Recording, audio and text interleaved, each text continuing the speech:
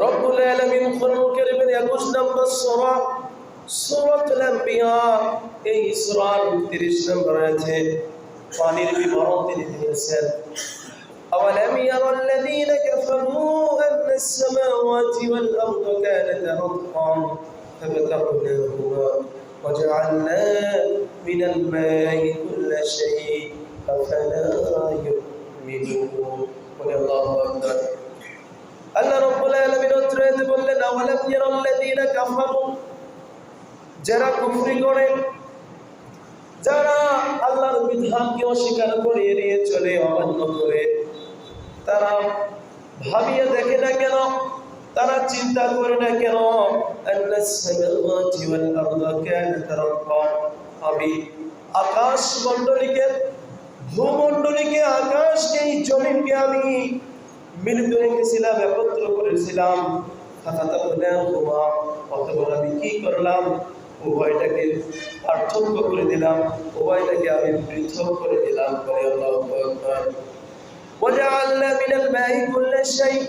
আর আমি সমস্ত প্রাণকে, সমস্ত জীবনকে আমি পানি থেকেই সৃষ্টি করলাম। এরপরেও তোমরা কেন ঈমান আনয়ন করো না?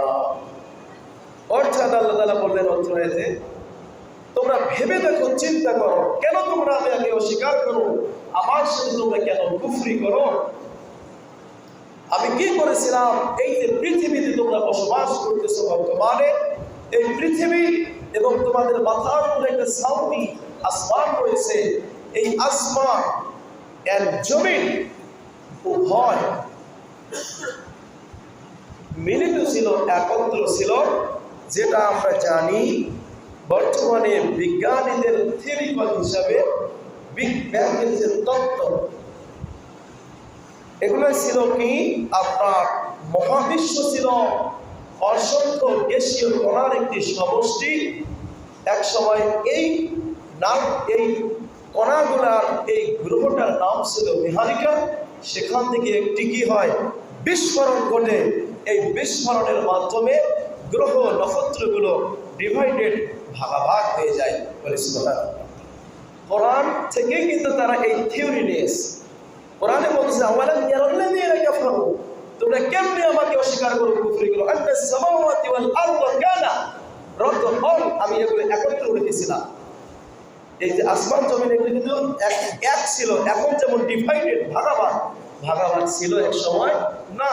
আল্লাহ তাআলা ফাকাতানাহুমা, বিভাগ করে দিলেন, পৃথক করে দিলেন। জমিনকে আলাদা করলেন, সূর্যকে আলাদা করলেন, চন্দ্রকে আলাদা করলেন, মঙ্গল গ্রহ সহ অন্যান্য যত গ্রহ আছে এগুলোকে ডিভাইডেড, পৃথক করে দিলেন। বিজ্ঞানীরা কিন্তু এখন সেটা বিগ ব্যাংয়ের তথ্য তারা বলতেছে, কিন্তু কোরআন হলো বিজ্ঞানের বিজ্ঞান নয়, কোরআনের সবকিছু বর্ণনা রয়েছে।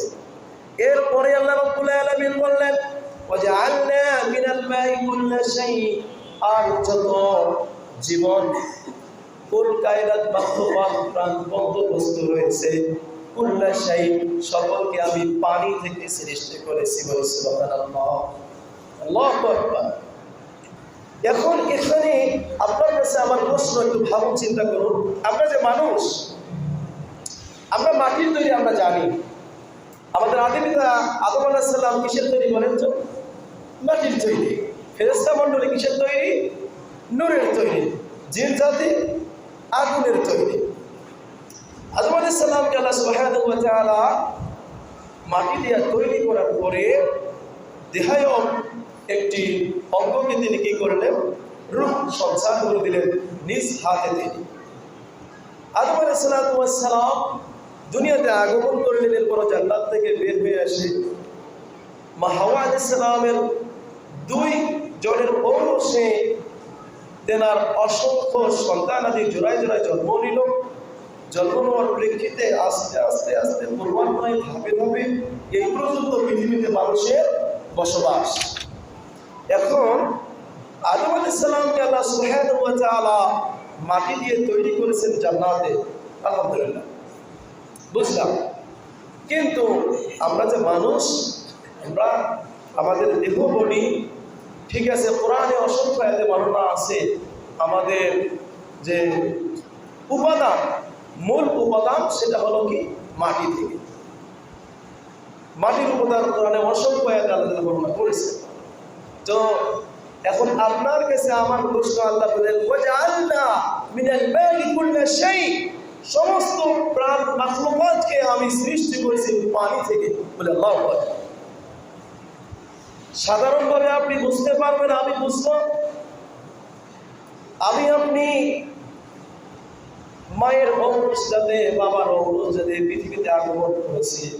বাবার এক ফোঁটা পানি থেকে, এক ফোঁটা আপনার নাপাক পানি থেকে, ওই পানির মধ্যে কি থাকে অসংখ্য শুক্রকীট থাকে। ওই শুক্রকীট থেকে একটা শুক্রকীট মায়ের ডিম্বাণুকে নিষিক্ত করে এরপরে মায়ের জরায়ুর মধ্যে আধার নিরাপদে অবস্থান করে আস্তে আস্তে মানুষের একটা সৃষ্টি তৈরি হয়ে যায়। সুবহানাল্লাহ। আসলে মূল উপাদান হলো কি, সেটা হলো পানি। পানি থেকেই কিন্তু আমার আপনার কি সৃষ্টি। আল্লাহ, এক ফোঁটা পানি মায়ের গর্ভে আল্লাহ তাআলা নিরাপদ স্থাপন করেন, সেখানে পানি থেকে আপনার রক্ত রূপান্তর করেন, তারপরে গোস্ত, গোস্ত থেকে হাড্ডি, অস্থি, মজ্জা, এরপরে পূর্ণাঙ্গ মানুষ। আল্লাহ, মূলত প্রথম কি ছিল, সেটা পানি ছিল। আল্লাহ বলেছেন যে সকল মাখলুকাতের আমি সৃষ্টি করেছি সেটা পানি থেকে। আফালা ইউমিনুন, এরপরে তোমরা কেন ঈমান আনয়ন করো না?